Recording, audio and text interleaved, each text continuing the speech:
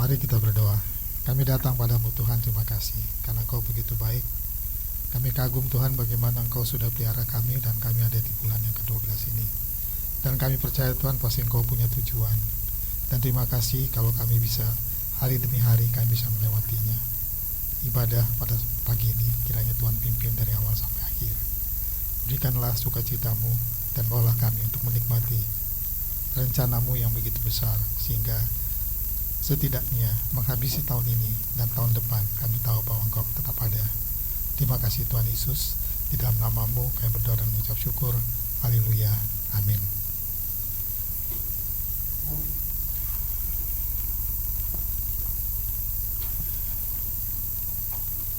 Ya, terpaksa harus buka.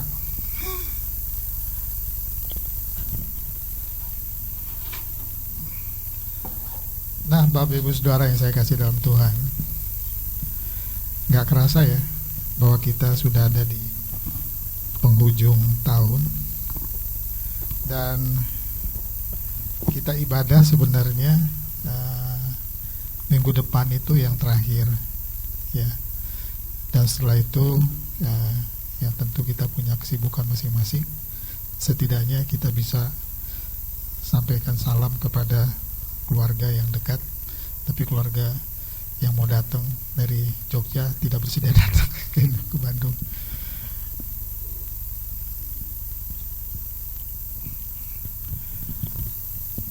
Nah, tadinya saya berpikir begini,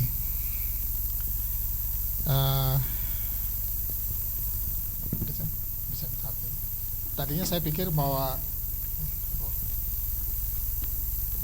apa ini, ajak untuk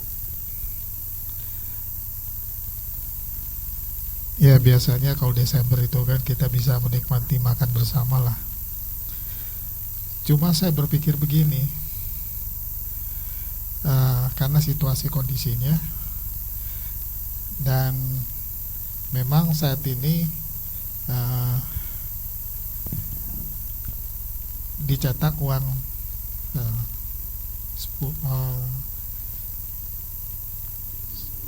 ya 75.000 itu sudah dicetak, dan kalau kami sih sudah pesan gitu, nanti tanggal minggu depan baru ini. Jadi saya pikir begini, seandainya kalian bisa membelinya, pesan itu, tapi harus ambilnya di BI, dan biasanya itu 1 minggu lah, 10 hari gitu. Nah, sehingga nanti satu keluarga itu, kalau kami bertiga, satu keluarga bisa ada 4, ada 2 itu. Dan kalau kita kan gak terlalu banyak, kami bersedia untuk menggantikannya sebagai tanda kasih gitu, hadiah Natal lah. Sehingga kalian harus bisa nanti kalau uangnya kalian udah tahu kan, uang 100.000 itu 75.000 kalian udah tahu, dan itu uang itu antik sekali sebenarnya, sebagai apa ya kenang-kenangan lah melewati tahun ini ya. Jadi saya pikir itu sebagai hadiah dari kami lah, daripada kita duduk makan ya enggak, daripada kita kayak begitu ya, nggak ada bedanya dengan tahun-tahun sebelumnya. Oke, pada pagi ini saya mulai memikirkan apa yang Tuhan sudah pikirkan buat kita.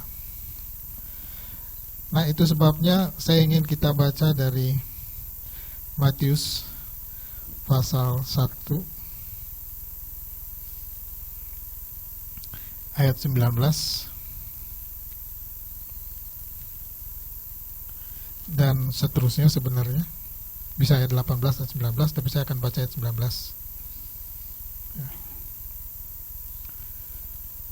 Matius 1 ayat 19, karena Yusuf suaminya seorang yang tulus hati dan tidak mau mencemarkan nama istrinya di muka umum, ia bermaksud menceraikannya dengan diam-diam. Dan setelah itu bisa membaca dari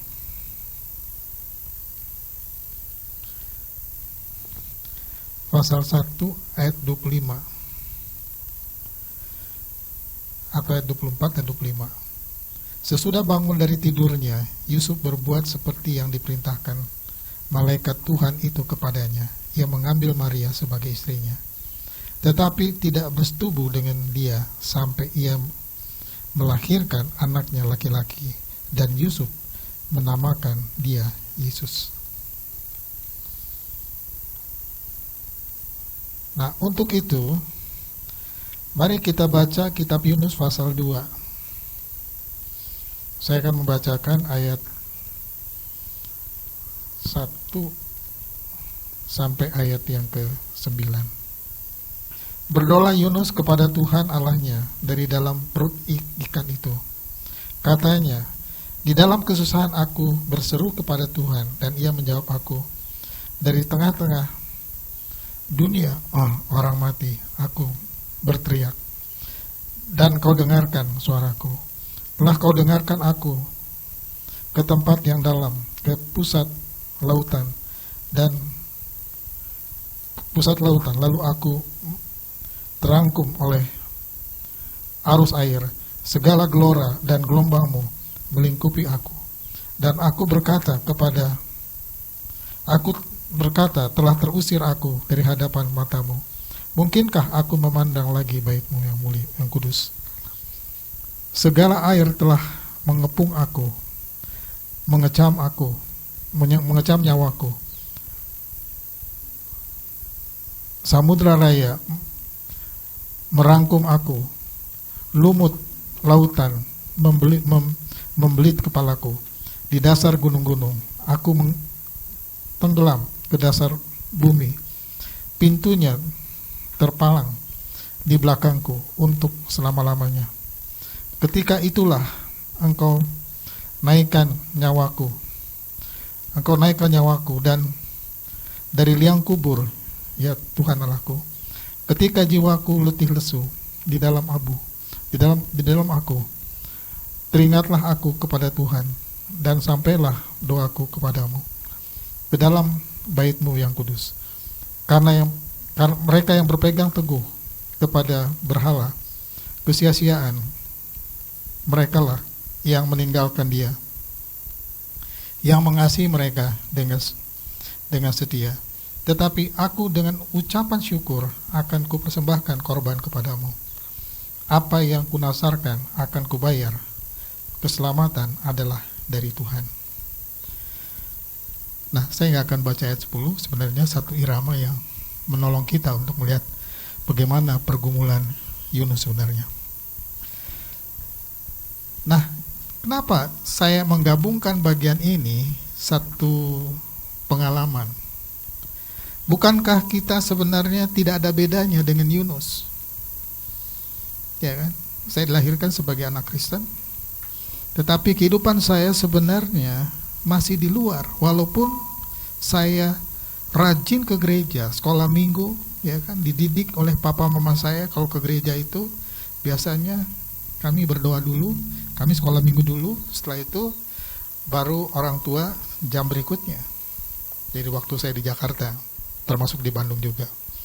Bahkan uang persembahan itu ada. Papa mama saya selalu taruh perpuluhan dan sebagainya untuk persembahan, ada juga. Jadi, sehingga boleh dikatakan hampir setiap hari kami, ya sampai sekarang juga sama, hampir setiap hari saya didoakan dan bertemu dengan Tuhan lah. Nah, saya tidak pernah membayangkan bahwa akhirnya ayah saya meninggal. Waktu saya menyerahkan hidup saya kepada Tuhan, setelah 6 tahun, 7 tahun lagi kemudian, saya mulai datang ke Tiranus. Waktu itu di Jalan Riau, dari Jalan Cihapit ke Jalan Riau. Nah, 6 tahun saya di Jakarta, itu teman-teman saya, itu boleh dikatakan, itu datang ke Bandung. Ya, itu guru saya lah, ya, Edi namanya. Dia datang dengan Edi juga. Jadi ada 2 Edi. Ya. Tapi yang satu ini sebenarnya papanya itu di Departemen Luar Negeri, dan dia menjadi duta di Arab pada waktu itu. Nah, itu dia punya ilmunya luar biasa. Saya belajarnya dari dia.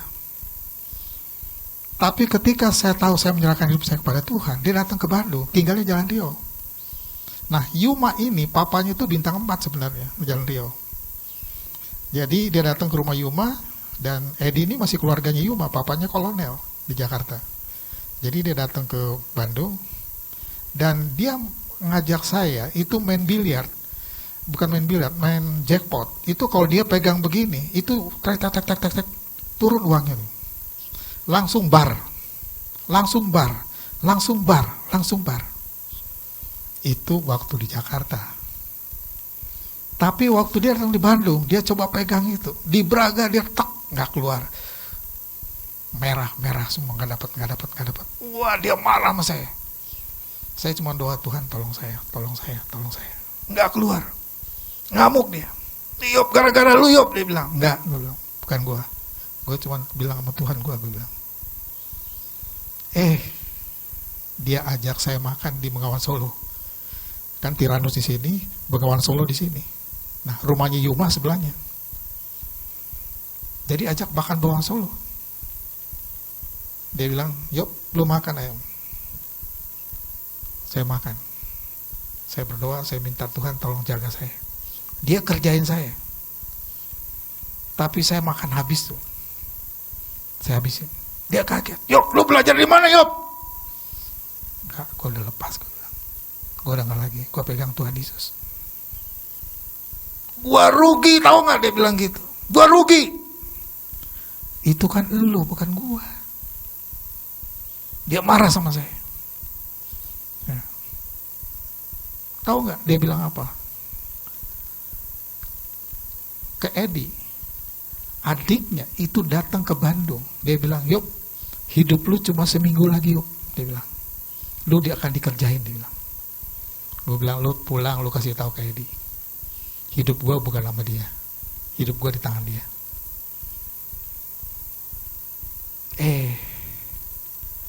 Tahu nggak? Mobilnya, dia naik taksi, tabrakan sama kereta api. Tapi istrinya selamat, dia selamat, tapi mobilnya hancur. Itu dia kebayaran. Jadi setelah saya memberikan hidup saya kepada Tuhan, tidak ada bedanya dengan pengalaman dari seorang yang namanya Yunus. Kenapa? Karena sebenarnya Tuhan mau dia melakukan, Tuhan melakukan apa yang dia mau Tuhan lakukan buat dia, kemuliaan Tuhan, bukan kemuliaan dia, kemuliaan Tuhan. Tapi yang dipakai adalah Yunus, tetapi dia tidak. Bukankah kita tidak ada bedanya dengan latar belakang seperti ini? Dan semua kita pasti pernah melewati fase-fase seperti ini.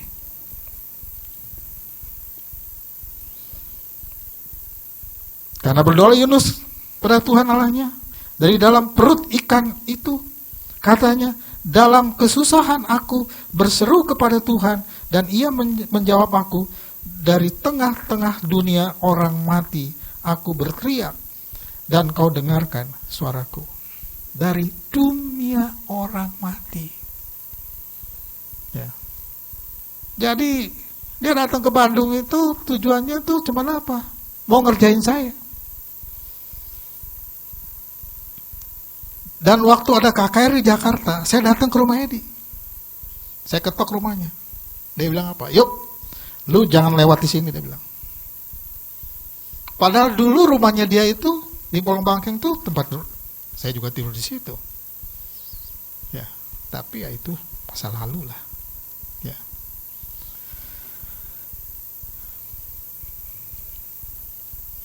Nah, setelah kita berjalan dalam langkah dengan Tuhan, nah inilah pergumulan yang tidak mudah dilewati oleh Yusuf.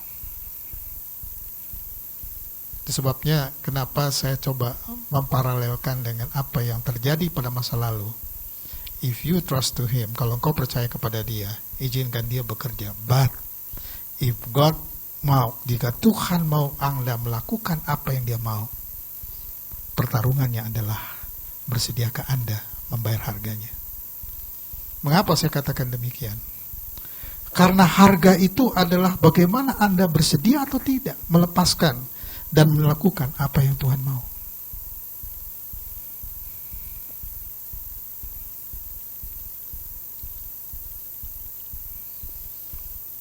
Ayat 19. Karena Yusuf suaminya seorang yang tulus hati dan tidak mau mencemarkan nama istrinya di muka umum, ia bermaksud menceraikannya dengan diam-diam. Semua kita tahu kasus ini, ya enggak? Peristiwa ini kita tahu. But my question is, if you, kalau kamu sendiri melewati fase ini, apa yang kamu akan lakukan? Kalau teori mah gampang, ya enggak? Gampang. Tapi ketika kita ada di situasi seperti ini, pertanyaannya adalah, bersediakah kita? Kenapa? Karena biar bagaimanapun kemanusiaan kita itu manusia. Kita manusia. Ya. Kalau kita bisa melawan sesuatu, berarti berhadapan dengan siapa? Yourself, keputusan hidupmu. Nah, itulah Anda harus bersedia membayar harganya. Membayar harganya. Ya enggak?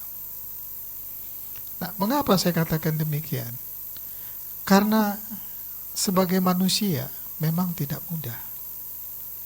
Tiba-tiba orang yang dia cintai berkata begini, maaf ya, saya malaikat datang dan sekarang saya hamil. Pernah nggak saudara berpikir, kenapa Tuhan memakai dua pribadi yang punya relationship yang begitu dekat, dan yang satu ditunda, sehingga setelah usia lanjutlah boleh katakan, dia belum punya anak. Belum punya anak. Itu papa dan mamanya Yohanes Pembaptis. Gak punya anak. Tetapi justru di situasi yang tidak memungkinkan, God say, tapi ke siapa?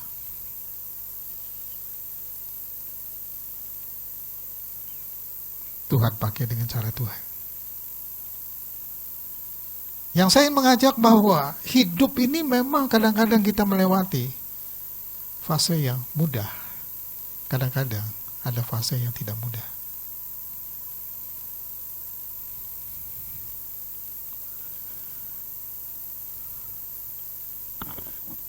Ada yang mudah, tapi ada fase yang tidak mudah.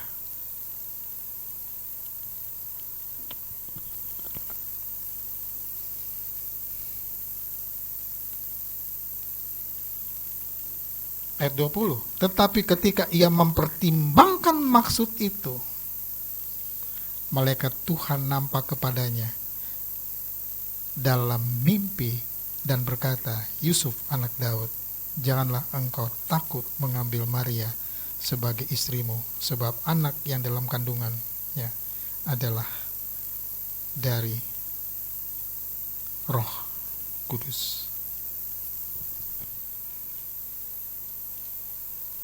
Dari Roh Kudus.